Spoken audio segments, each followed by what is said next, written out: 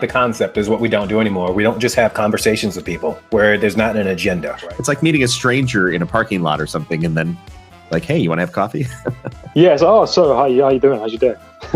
Exactly. Well, we are live here, Coffee with Humans, with my soon-to-be new friend, Christina. She's still actually a stranger.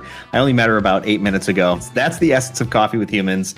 Two people just bumping into each other randomly and then saying, hey, let's grab coffee. Before we got on the broadcast, I was thinking if we could have this discussion anywhere, where would that be? And I came up with we could be sitting in Iceland in a hot spring. Lovely. If you could have this discussion anywhere, where would it be for you? Love this question. I'm stumped right now. I'm not really a beach person in terms of getting in with the aquatic life, but I do like to be near it and feel the breeze from it. Okay. And so anywhere by a beach. What drew you to clicking the button to have coffee with me? Was searching and I found this one and it grabbed me, it pulled me in, and it just seemed, your podcast and Coffee with Humans seemed very welcoming, that you were really eager and enjoyed just making meaningful connections. Coffee with Humans is like Sunday brunch. I love Sunday brunch. Okay, good. Because, well, you're in the right place. Only There's no food.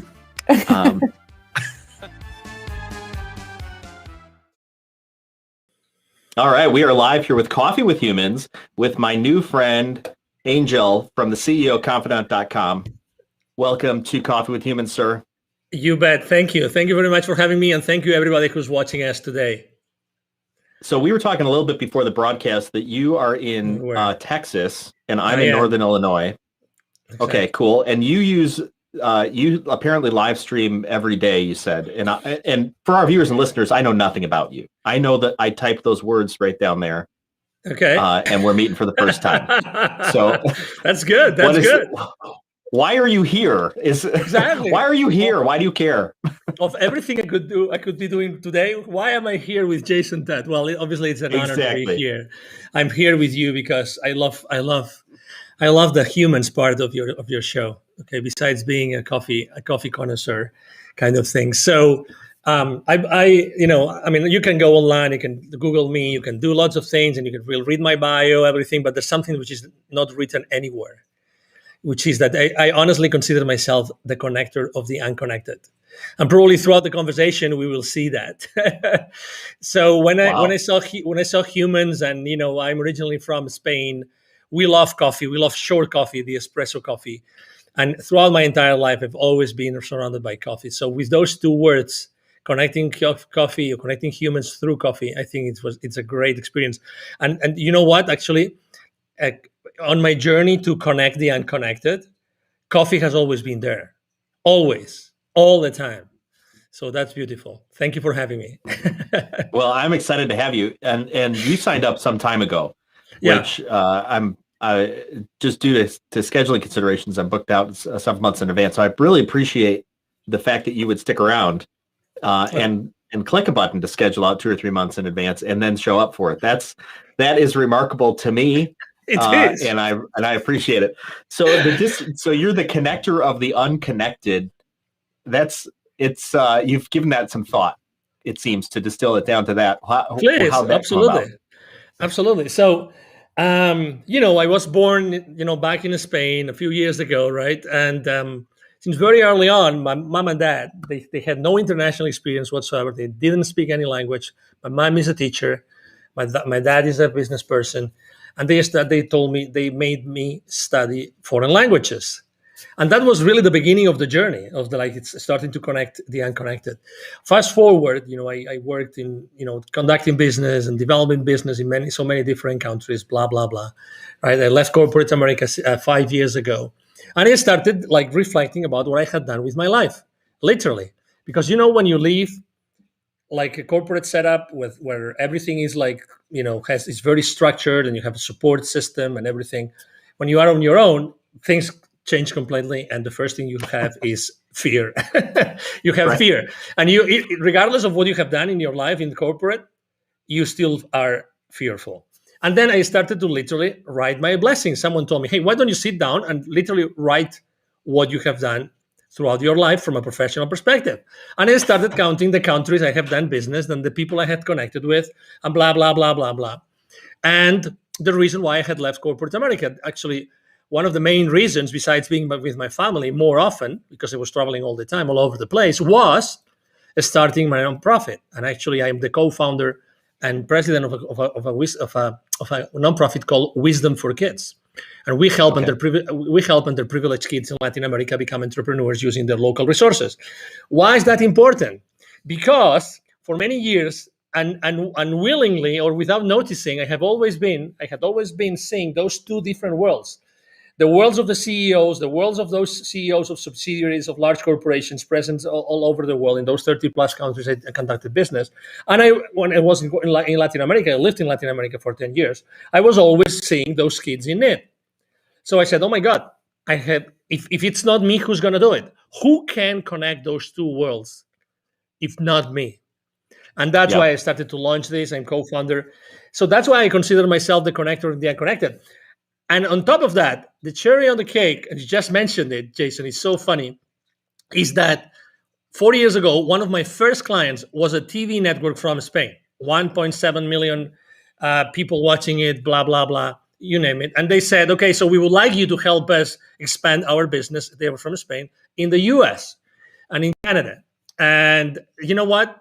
As we are meeting today and, working out the details and everything, we happen to be here at this conference. Why don't you start conducting interviews? Literally, that's what's happened. That's what happened. And I said, okay, why not? What do I have to know about the person I have to interview? Well, don't worry. You just start an organic conversation. I had no idea anything about this gentleman. I forgot his first name. His last name is Halpern. Is the first ever spiritual music composer in the country. Stephen Halpern, I think it is. Okay. Anyway, so fast forward, I was again in a position in which I was, hired to conduct interviews with people, with all this greatness of these people, right? And me asking them questions just to make sure that my audience, or our audience at that point, were going to resonate with those messages and learn from them and be inspired. So that's why kind of my life has always been connecting the unconnected. People that probably if I wasn't there doing what I was doing at that point in time, they would have never been able to find those dots that would connect them to something else in their lives. Did I answer your question? Absolutely. You also have, it seems like, a particular niche that you, from your culture and your experience blended together, that allow you to serve a population of people in a way that probably nobody else could. Like, to your point, like you're like, well, if not me, then who? You're sort of perfectly positioned for that, it seems. Yes. And obviously, again, as anything else, you have the excitement and the passion and the idea and the concept, but then it has to become a reality, right? Then you have to start developing it. You have to start working on the workshop, how to do this, how to do that, right? I mean, for the kids in need. And then how do you connect, CEOs of corporate companies, with the underprivileged, all these kind of things. You have to work out the details. But yes. I think that everything I've done in my life was just preparing me to be the connector of the unconnected, and I keep on doing the same thing. And I always think that there's a reason why I'm connected with people, and there's a reason why I'm here today. And I'm sure that someone will be resonating with us, with what we are saying today, and I'm probably going to take action on some part of their lives that maybe they procrastinated on. I don't know, but that's the beauty of a conversation, Jason. Yeah, I agree. It seems that, in agreement with you, it seems that people do have a certain thread that seems to carry out through their lives, and that thread becomes clearer the older and the more experienced, right? And I don't think it's older and experienced go hand in hand, but the more experienced a person becomes in their lives and assessing who they are, that thread of continuity, which is it's the character and the skill and the interest that kind of all comes together, and it comes together in every aspect of your life. And that's what you stumbled upon, and you've said it so eloquently, the connector of the unconnected, which having that level of clarity means that you've done this a time or two. Thank you. Let me tell you why right now I'm having chills. A guy that has a 12-minute combo, something like this. He's an extraordinary, a podcaster, just as you like you. And he asked me on one of his podcast interviews. He asked me, "What's that song that has been around with you for your entire life?" I had never been asked that question ever. And suddenly I realized, and listen, you will not believe this, Jason. The song is from a band called Supertramp. Do you remember Supertramp? The band called I Supertramp? only know the name. Okay, you know the name. Okay, so this song that has been all the time with me, and it still plays on my playlists, is Taking the Long Way Home. Taking the long way home. So to your point, exactly. It's as if I had all my life going to those places, doing those things, meeting all these people as a long way to go back home, to go back inside myself to find exactly what I was supposed to be doing. Isn't it amazing, Jason? It is amazing. And it seems a path that's necessary. I feel like people want to short circuit that path. And I don't think it's possible to short circuit the path for one. I think you just stumble across some level of some pseudo kind of like pseudo home. It's like, that, and then you eventually find like, that wasn't where I was supposed to be. So I think it is the searching that a person must go through to be able to find what you've found. But isn't it funny that you don't, if you ask me like 10 years ago, well, maybe not 10 years, but 10 years ago, I wasn't searching for anything. You know what I mean? Mm-hmm. I was just living my life. And sometimes when people ask me, hey, what would you tell your younger angel? Little angel, hey, I always say the same thing. As fascinating as my life might look, is little angel, take more risks. Don't overthink it. Take more risks. No, honestly. Yeah. Honestly. So, because also when you are in a search, it's kind of, you are in a search, right? I mean, you are there. Okay. But maybe, and that's one of the things I actually very often, when I coach people is, are you really looking around you right now? Are you really listening what's happening around you? That's why I'm enjoying so much this conversation. You're so much into what I'm saying and to what comes to your mind after what you're listening to what I'm saying, that amazing things are just popping up that were not, scheduled. I mean, we don't have a script, literally. That's true. There is no script.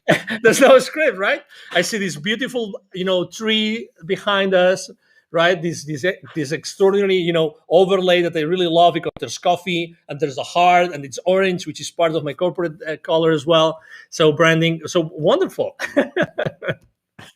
Well, I appreciate that you see that, and that does tell me a bit. You've kind of been here, done that. You are experienced in a lot of different areas to be able to have that clarity, because not everybody sees that type of depth, I think, to these types of conversations. And to your point, Coffee with Humans really is about connecting people together in a very intentional way, because I believe that as people, we should be about creating great things.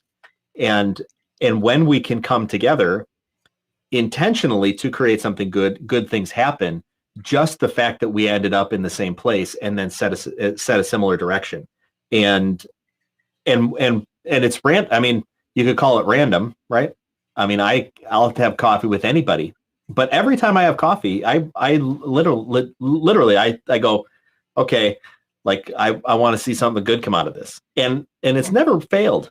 It has not failed once to have something good out of it. And that's, I think, the power of just being intentional and having that clarity and focus, which is clearly what you do with your connecting the unconnected, which maybe you weren't thinking of that earlier, right? But it's Never. your DNA. It's what's coming out of you. It's like your fingerprint, right? And Exactly. And when you look back, you're like, oh, that I can see that was from me. I can see that was generated internally. But it is that it is that what's this? It's that assessment, or like assessing our lives or assessing our experiences, which then we draw out the lessons and we draw out the clarity, which then allows us to be intentional, I think, about our next, kind of like what's next. We have to be intentional, or have the opportunity to be intentional about that. And so, I mean, I started my own company 5 and something years ago. Before that, I was working for many corporations, mostly American, although I'm European. But guess what? The connecting the unconnected came up to my mind only 2 years ago. So the north of the country a little bit, so that's going to resonate with you. The Adirondacks. It was with a very good friend of mine. Her name is Christine Powers, and her husband Larry. And they have a great retreat center. They have something called the Philosopher's Camp, And I attended one of their philosophers' camp. There is a beautiful land. I think it's 100 plus acres. And I was so in tune with myself and with nature and everything that is in there. Well, if you know the Adirondacks, they're beautiful. And I just, all these amazing things started to come to my mind, and I realized that I had been working for that, and I had been doing that consistently, always, and being open to listen. I think that's very important, and we have to find a balance between having our goals and our plans to achieve those goals, and also to be open enough to course correct. Sometimes life, I like to.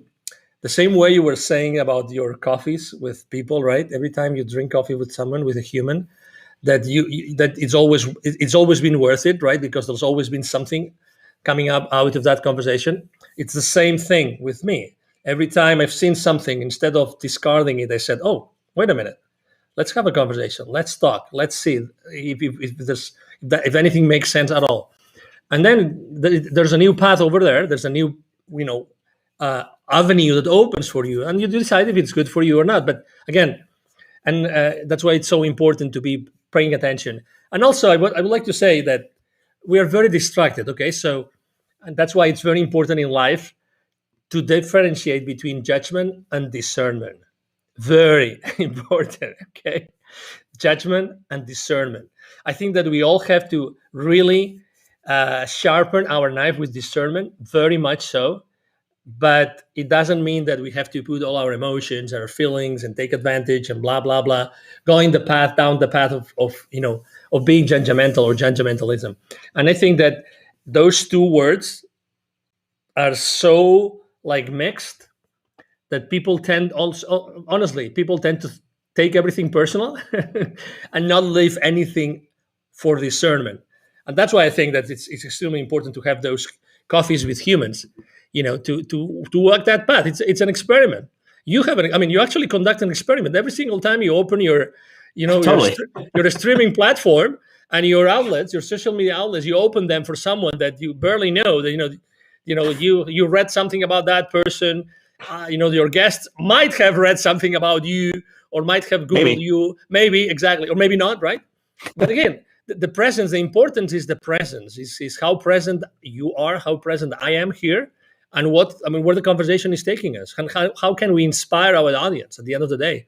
How can we inspire our audience with our conversation? Yeah. You used a very interesting and intellectual word that is not used very often, is, in my estimation, the word discernment. And I love how you bring a distinction between judgment and discernment. And I think definitions, being very clear on definitions, is very important, especially as we begin to talk with one another and as we begin to produce things. So discernment, break that down for me and for our audience on what you mean by discernment. Yeah, discernment, I think some people don't know what that word is. Well, I don't know in your own words. Don't give us the dictionary definition. Exactly. I was going to say. I don't remember having ever, read the definition of discernment. But for me, discernment means not taking anything by the face value. That's what discernment is. Discernment means that according to your experience, according to your heart, your soul, when you are confronted with a situation, you are able to differentiate. You are able to take what is important from what is not, without having to actually put your, let's say, to compromise your emotions and on that process. Okay, so that it's not the ego that kicks in and immediately you are in a position. Okay, so we can continuously be in a discernment position and decide, okay, so what I'm listening is this and that. I'm not necessarily in agreement with this or that, but I understand both positions. This means being in a position of discernment, without taking. You can be more in agreement with one side or the other, but you don't take at that point. You don't take a specific position, or you don't compromise. I like to use compromising the emotions, because when you compromise your emotions, actually, I think that you're taking this to a completely different level, and then you lose part of your rationality. And I think it's extremely important to keep that rationality going, because otherwise, I think that you see what has happened in the world for the last 12 to 14 months, 16 months already, which is everybody's taking sides, right? So you're either inside A or inside B, okay? And if not, you're nowhere, right? And then there's going to be another reason to be in another side A and another side B. I'm so against this. That's why, again, adding or having the title, having the word humans as title brings all of us to the same place. We're all humans, okay? We are all humans. All humans. We have had different lives, different experiences, but at the end of the day, we are the same thing. You see this plant here? So it's probably made of the same things that we have been made. The funny thing is that, I talk to my plant in the morning, in the evening. Sometimes I talk intentionally to the plant, and sometimes the plant responds to me. Why not, right? So, but we are all part of the same thing, and that's extremely important. That's why I think that discernment should be a word that should be in the forefront of many conversations today. I see that you, connecting a handful of things here. One is this idea of, we're all humans. And that's actually why this is just named Coffee with Humans. And you mentioned this being an experiment, which is totally true. Last April, I felt just sort of in my soul, and part of it was for me and part of it was what I was sensing out in the world, that people were feeling disconnected and not only disconnected, but that was leading to just bad mental health. And I said, if you want to have coffee with me, I'll have coffee with you. The only rule is no sales calls. And I just threw out a LinkedIn post. And from that post came all of this. And I purposefully did it just down and dirty. There was like a black background. There was no header. There was a logo in the corner. It was bare bones on purpose because I was testing what is the value of this? Because if the value is the fact that this has, a cute background and a picture that I took, it's pretty shallow. And no one took exception with it. No one cared what the backgrounds were. And I've been incrementally adding on more production quality to simply make it more welcoming and inviting to other people, so to expand the reach. But the core value is this idea of connection to other folks, because if you scratch off all the masks that we wear of the jobs that we have and the people that we know and all this other stuff, the things that we've amassed, we're just people. We are just people trying to make it through the day, and I wanted to make a place to connect just people together. It's just humans, and even the word coffee. It's like, I happen to like coffee, but if I had one guy contact me once. He's like, "Can I be on? I don't like coffee." I was like, "Of course you can be on." It's coffee is not specifically coffee is not the issue. It's this idea of sitting down with another person and enjoying being present in that moment, to then connect with another human being, out of which great things can happen. You also, this idea of discernment and judgment. I wonder, and I don't know if I haven't given this any thought, actually. It's just off the cuff. Please. Which is, discernment seems to be a pre-analysis, whereas judgment seems to be a post-analysis, right? So something comes at us. Discernment allows us to decide what judgment to then take on it, right? And back to, I think you said it's like, it's the collection of all these things. It's your skills, your experience, it's your paradigm that allows you to discern something about an issue, right? After which we need to do something with it. And the doing something is we're acting out of judgment. We analyze out of discernment, we act out of judgment. And what if, and that's the big question, if I may, disrupt you a little bit. So on what if we don't want to do it? You know what I mean? What if we don't want to take the second step? If we just want to let it go? And I would like to actually suggest, if I may, a book.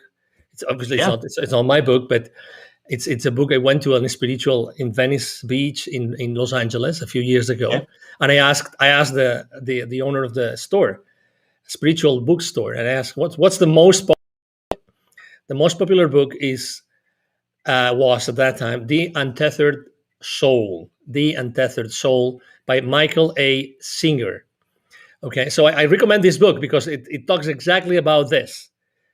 It's an amazing story. This guy has an amazing story. Unfortunately, he doesn't give interviews. Otherwise, I would exactly. Thank you. Otherwise, I would recommend you. I wish I could interview this guy, because this guy is brilliant and his story is brilliant, and he has many different books besides this one. So the Undeath Soul speaks about this, about why do we have to always leave inside of us some sort of footprint of everything that happens around. So this discernment, actually, I consider discernment to be a tool that helps us actually protect ourselves. It will be, obviously, it wouldn't be an understatement to say that we are as humans, we are beings, so we are animals, so we live in survival mode most of the time, right? So we are supposed to live, for a long time, and that's why we continuously, we are aware of so many things to protect our species, our life, right? But in reality, as you know, for instance, we have this wonderful thing called smartphone, which distracts us all the time, all day long, every single day, right? Yep. So, but that kind of distraction, unfortunately, is not the right thing, right? It can help us, but as you all know, and if you have watched a very interesting movie with many different former C-level executives of these large, social media companies called Social Dilemma. They speak how they don't allow their kids to have cell phones or smartphones, and they even put duct tape to their cameras in their phones and in their computers, right? I wonder why. But anyway, what I'm trying to say is, why don't we? Are we obliged to really make that comment, make that judgment, that additional step? Are we or are we not? My conclusion is, we are really not, but I think that socially speaking, it's considered awkward when you don't make that judgment. Imagine you are 3 or 4 of your friends all together drinking beers Friday night, right? Let's say, or whatever you want to drink. Or if you don't want to drink anything, it doesn't matter, but you're all together and you start talking about something. Imagine that at some point, 3 of you decide not to make a judgment about a specific situation that the 4th has brought up. He would say, "Hey guys, what's going on?" So silence is so important. Yes. It's so important that silence has become socially awkward. My mom says, and my mom has always taught us a lot of different, sayings. It's because she's a school teacher. So she has this saying about silence, which is, silence is the land of the strong. Silence is the land of the strong. And there's so much truth in that. There's so much truth in that. And we underestimate. I'm having chills again, Jason. we underestimate it. Why not using silence? Why not? I completely agree. I think we need to be wise about where we spend our energy and what we allow in. So for years, I've not watched television, like terrestrial television with ads and things like that. And I've not listened to the radio because I just refuse to listen to the ads. It's all noise. I have a tendency to not like social media, even though, social media might be even good for business. I don't like it because I find that it can easily suck me in. Years ago, I don't know if you remember on Facebook, this was a long time ago. On Facebook, there was a game called Farmville. Okay, no, I don't know. And Farmville just had these little squares, and it was a farm, right? And you expand your farm, and then you could plant crops, and then you have to go click, click, click, click, click, click, click, click, click, click, click to harvest the crops, or you had to spend your cash, building a barn, and then the barn would give you chickens, and then you had to click, click, click, click, click, click, click, click, click, click, click, click to collect all the eggs. And I remember pretty clearly, I was sitting there one time thinking about Farmville. And I started to add up the amount of time I had created a virtual farm that lived only in Facebook. And I thought, at this point, I could have made my own farm in a backyard and had actual vegetables instead of this stupid Farmville thing, which was just designed to get me to engage more on Facebook and buy more stuff. And I thought, this is stupid. And I shut it off and I never went back. And I've become a little bit more discerning about things that like hobbies. Like I think I like to play a game called Cities Skylines, which is a city building game. I enjoy it. I find the challenge of it interesting. I like thinking through stuff and how do you lay stuff out? It's all very engaging to me. Sometimes I know I'm playing it as a distraction. Like I have other things I need to attend to, and I'm scared to attend to those things, and so I go to the easier thing, which is build a virtual city. And I'm pretty understanding of those moments. But when I feel like, and then I know that there's sometimes just like I just enjoy it, and you just do something you enjoy. Why the hell not? But there's no like endless days of playing. Like I used to do on Farmville. I don't get lost. I refuse to get lost in it, and I challenge advertisements because I know for a fact that when I see ads, I seem to want things, and when I don't see ads, I tend not to need things, and I don't want them because I didn't know they were there. They didn't enter my mind. There is a process. And it gets to what you're saying. There's this idea of taking thoughts into captivity. I mean, that's a very spiritual way of looking at it. But it's idea like a thought comes in. Do we even entertain the thought? Is it worth entertaining the thought? If we don't, just throw it out. The question, though, I think people struggle with, even if they do believe that, is what thoughts do you consider and get engaged in, and what thoughts don't you? I've got a saying, and then I'd love to hear your thoughts. I've got this saying that came to me by some book at some point in time, so meaningful to me. I printed it out, put it on my monitor, put it on my car. It's this, it says, am I willing at this time to make the investment required to make a positive difference on this topic? And it's a filtering mechanism. Am I willing? Yes or no. At this time, no. Yeah, maybe it's the time, maybe it's not the time to make the investment required. So I'm going to have to put some energy into this. Do I have do I have that amount of energy or not to make a positive difference? So even if I do all these things, I'm willing, it's the time, I've got the energy. And is it even going to make a positive difference on that particular topic? And it has kept me out of conversations, to your point, where it's like, I'm not willing, and I'm not going to judge it or not. I'm just not willing. I don't want to, or I don't have a significant amount of investment to make in this. So I'm out. Like, why entertain that? I got other things to do with my limited amount of resources during a day. I congratulate you for making this, useful in your life. I mean, being able to do this and knowing, guys, obviously that we have 60,000 thoughts a day. So if you are able to stop a few times a day and just go through that process, that's, amazing. Kudos for that. A few years ago, someone that I have been following, his name is Frederick Dodson, and his title is the Reality Creation Coach. He launched an app in the App Store. Unfortunately, he didn't update it. So with the following updates of the App Store, it disappeared. That's what the app did. The only thing that the app did is you could program how many minutes in between the app would talk to you from the phone, and the app would ask you, where would you like your attention to be right now? Where would you like your attention to be right now? He spent months of his time convincing the App Store that was an app worth having in the App Store, because they would say, that's so stupid. That's so stupid you have. Why do you want us to hold space for you here in the app, even if they charge you for that? For saying that the only thing that does is this. He said, because people really need this. Eventually, he convinced them, oh my God, the reason why I like so much, like every 10 minutes, 15 minutes, or 30 minutes to have this question asked from my cell phone is because immediately, you see, I'm able to restart the creation process of something, right? So in the beginning, in the day, every single day, I have my 5-minute journal and I write what I would like to do that day. So those questions, where would you like your attention to be right now, is so powerful because it puts me in creation mode again.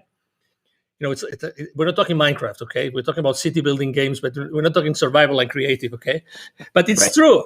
It's true. What would you like your attention to be right now? What would you like to be creating right now, as opposed to what you are entertaining? And I think that is brilliant. It's brilliant. Right now, that's not available any longer. But I found another app. The only thing that this other app does is rings a bell.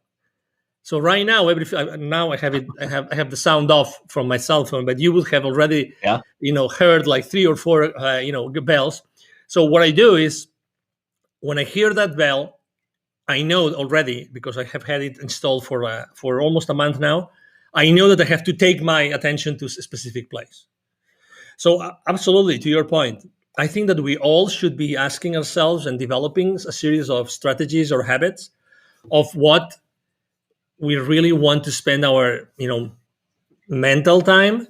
And maybe, to simplify things, our real power to create a future or a present is here, is in the now. It's like there's no memory, there's nothing that happened in the past that's going to define us better than what we are doing today. That's why it's so important to have these kind of cues like yours or mine every single day.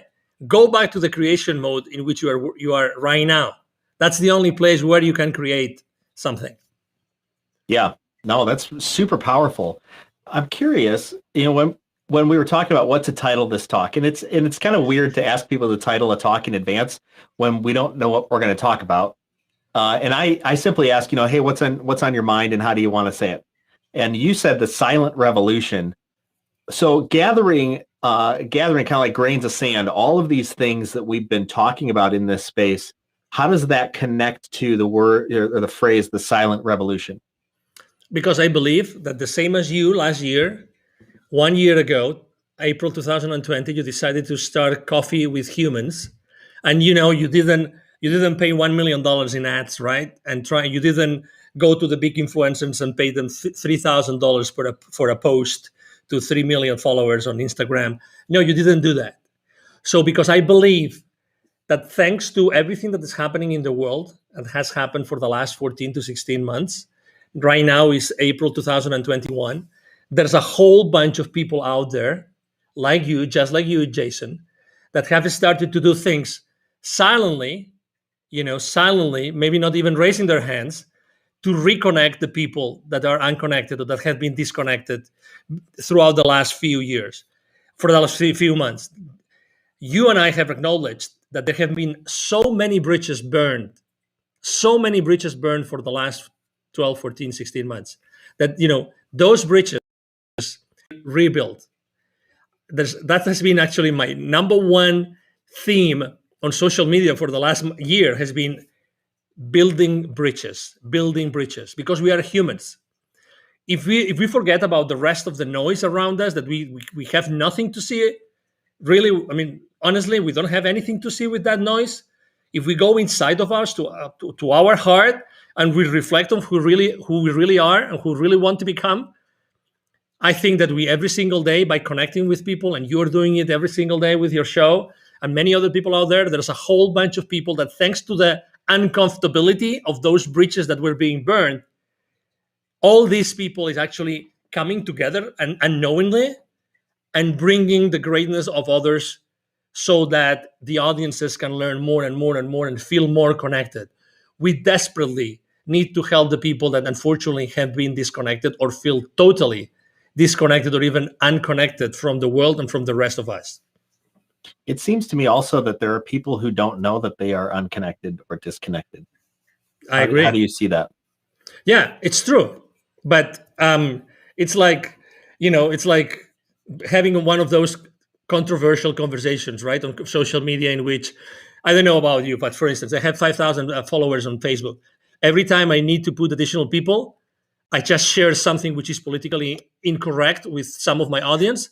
I know I'm going to get between 20 and 40 spots in the next 24 hours.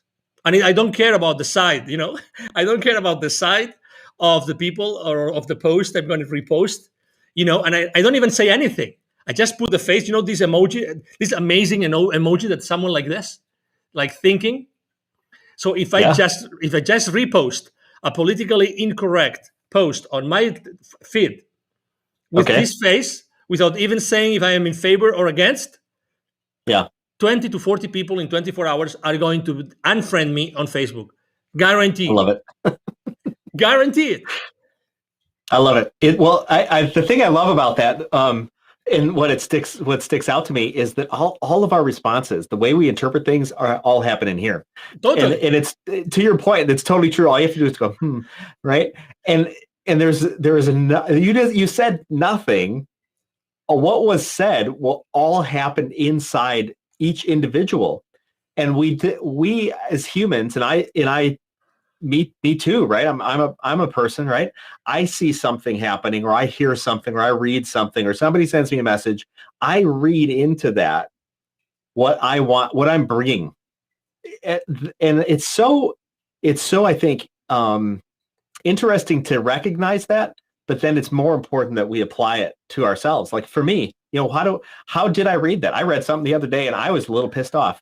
And I was hurt, and I was like, and I was getting in my head, and I took the opportunity to walk outside myself for just a moment and observe and go, oh, Jason, there's that feeling again. Huh. That's the feeling you get. You're kind of a silly guy. You keep going to that one feeling. Why do you think that is? And then I counseled myself in that moment and walked myself out or through that time. And I was like, okay, great. Now I can set myself back in. I'll be back present in the moment. And I just responded, set it down, and walked away. And I find myself that I have too, like you're saying, have been caught in these times when I just look at something and I go, oh, what the heck why'd they mean that? It's like, you have no idea what they meant. It was just words, or it was just an emoji. Like, you don't actually know what they meant because you missed the conversation. You actually didn't want to have a conversation with them. Exactly. You just wanted to take action. You're really like primed. The pump is primed so often in ourselves to just take action. And like you talked about, judge instead of discern. Mm-hmm. Exactly. And as you know, the funny thing is that happens in the unconscious. I mean, this is like, boom, triggered. And immediately what you feel, which is, I mean, I'm not a scientist, but I love to read. I'm an avid reader. As soon as you go to that thought, right, and you have that feeling, right, there's immediately, that's demonstrated scientifically, it's immediately a rush of chemicals through your body. Actually, we are identifying those chemicals, in our body when we go down that rabbit hole that you know for a fact that you don't want to go, but you still go, right?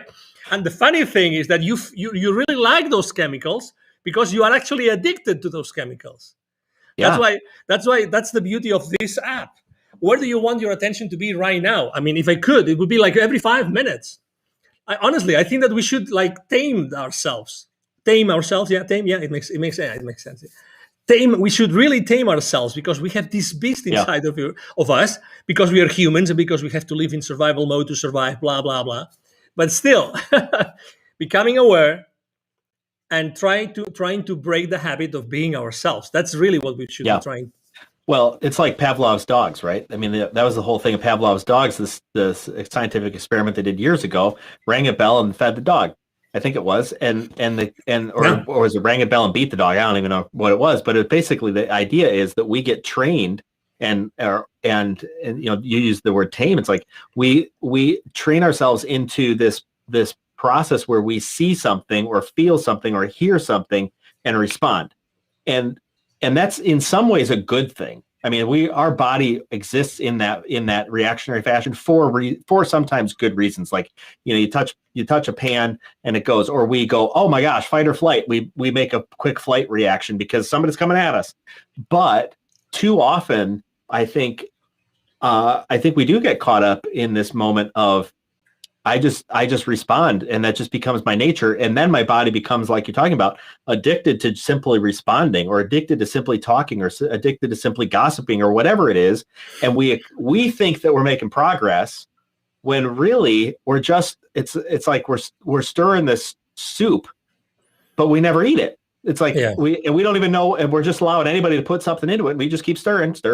Oh, you have a thought? Oh, I put it in, right? Nobody would make any good food that way.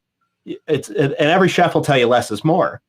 So I think one of these lessons, and I love what you talk about, is how do you regain attention to be able to create the reality that you want to create?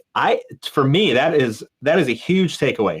what process, what habits do you put into your life, like a bell or something else, that helps you regain attention to create the life you want to create? So powerful. Thank you so much. No, please, anytime. And I think that obviously practice. It's like, you know, when you have your first kid. I have 3 kids, and you don't have a manual, and you know, I neither know if, I mean, my parents were great parents, but they didn't have a manual, you know, and they did what they could with their 5 kids. And, you know, I mean, I've done my best with my 3 kids, and I'm still going. So it's the exact same thing. It's practice. Put in place a few things that you feel comfortable with or you don't feel comfortable with. And everybody has their practices. You know, for instance, I start the day with a cold shower, no matter what. I've been doing that for 6-7 years now already. Even if I am in Alberta in the middle of the winter, I still take a cold shower. You know, I meditate every single morning. I have an intention group in the morning that I meditate with, for intending for something specific every week. You know, I have these interruptions. I have my affirmations. I write down 3 times a day. I write on my journal. All those things. You know, and as opposed to trying to like silence yourself or silence your, you know, your chatter. I always like to think that it's better to try to create something, you know, try to put everything positive. That's why all the demonstrations on the streets are so wrong, because they're always against something. When I totally think that they should be in favor of something else, which will be good, as opposed to be against. So it's the same thing, right? You know, just build, just put your life in positive, and try to create stuff as opposed to eliminate stuff. Try to put yourself in a place where you're always creating something.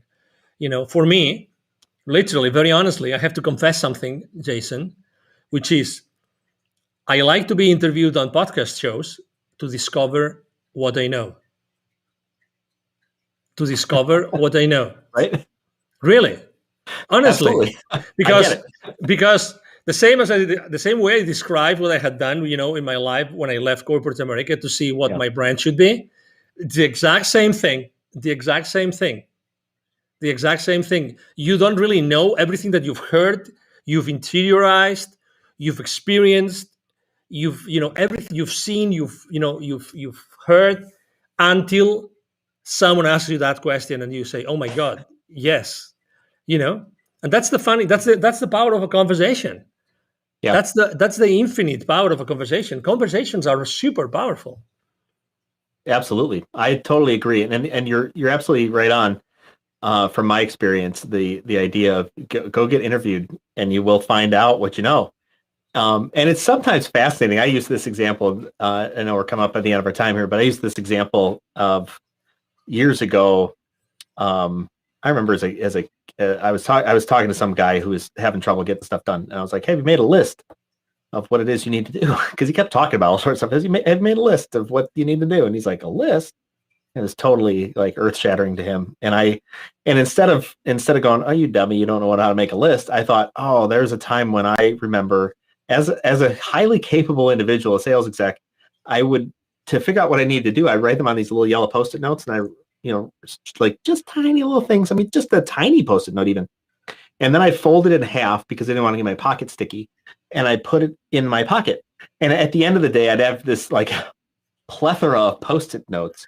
And I start going through them like, "Oh, I didn't get this one done," or "Oh, I did get that done," or "Oh, oops. Oh no, I forgot a Post-it note." And how absurd it was that I was still functioning at a high capacity, but had no idea how to make a list. And fast forward to today, it's like when I've got lists, and if I'm ever questioning what to do, I make a list. I was working with a gentleman this morning, and I'm advising him on his business stuff, and I'm the keeper of the list. It's just like there are simple skills that sometimes we forget that we have, and then like you, sometimes it requires like a kind of a reset. It's like, wait a second, let's make an exhaustive list of everything that I've done and all the things that I know, and then when you stack all that up, you're like, wow, like you've done a lot, buddy. You're good. It's like, it's okay. And I think sometimes we need that moment. And whether it's a podcast or whether it's a website or whether it's recounting to someone, like, here's the things I've done and here's what I know, and own that, because I believe that allows us to be more confident. And back to this idea of discernment, I think it allows us to be more confident in our discernment and in our own judgment and our own wisdom, which then allows us to go about being, I think, more intentional and creative and doing the things that we trusting our gut, right? And doing the things that we want to do, and just knowing like that's you're on the path. Yeah, and I would like to add a note that has been like, in the surface of what you were just saying, and probably in the surface of everything we've shared today, which is compassion, self-compassion, self-compassion. Okay, I mean, I am a pretty, as you probably can see, a upbeat guy and everything, and I like to use the sense of humor all the time as a way to increase the compassion levels with myself, because I tend to be extremely hard on myself, and we don't realize but when we are hard on ourselves, guess what? We tend to be hard also with everybody around us, and that's terrible. Again, because that adds an additional level of a layer, an additional layer into our days in our lives, which is totally unnecessary and does not add anything positive to our lives or the lives of the people around us.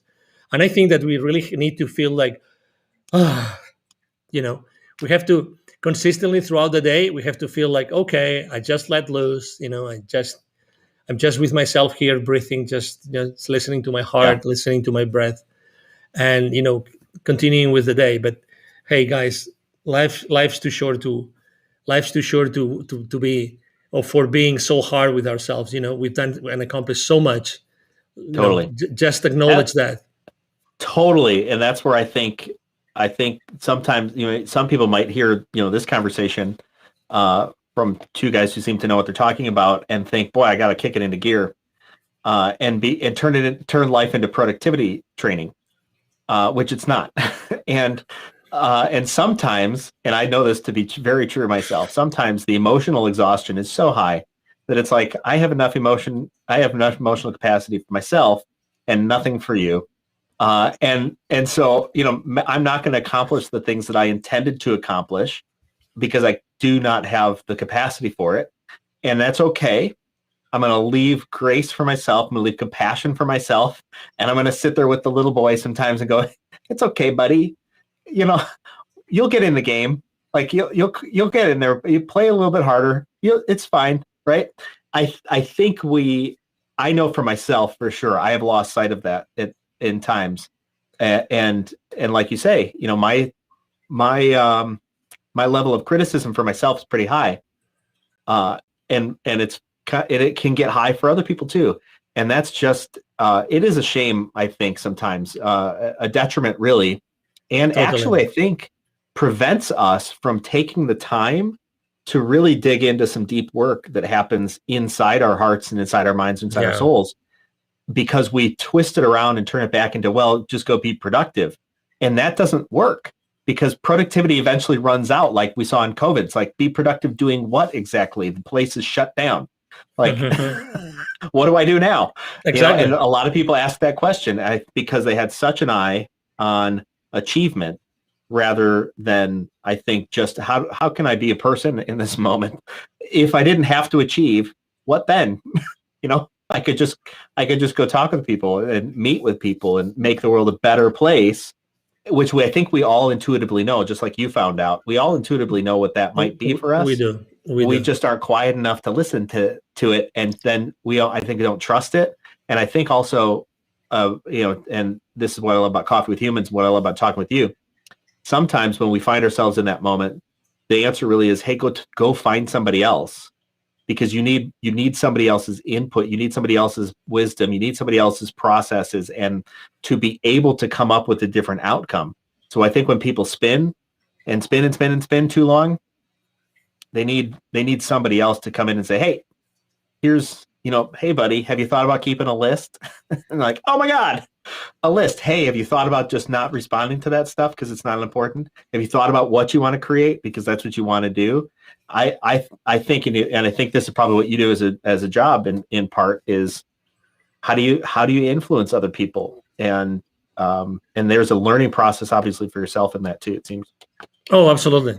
Yeah, everything starts from ourselves, from myself, from inside of me, getting to know myself, and again, being compassionate. I mean, everybody. I mean, again, you cannot blame the world for being how it is. The only thing that we can control is ourselves and the way we look at the world and what we can do to change it. That's it. If we want to change it, if we want to change it, and innately, I knew I wanted to, and that's what I have done. What I have done in my life, and I keep on doing it, and I keep on, helping people to do that, and connecting the unconnected. At the end of the day, you see, you do the same thing, the exact same thing, Jason. Yeah.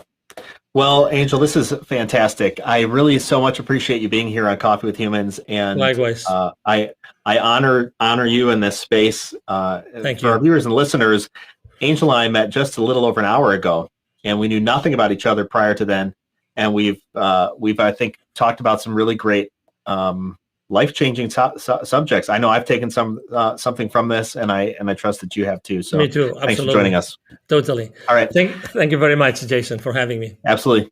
Catch us next time. Bye. Thank you. Bye-bye.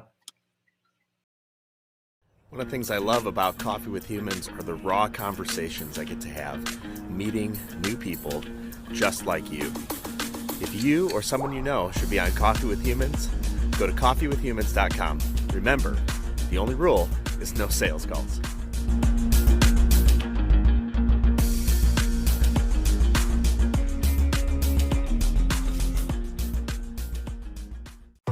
This has been Coffee with Humans.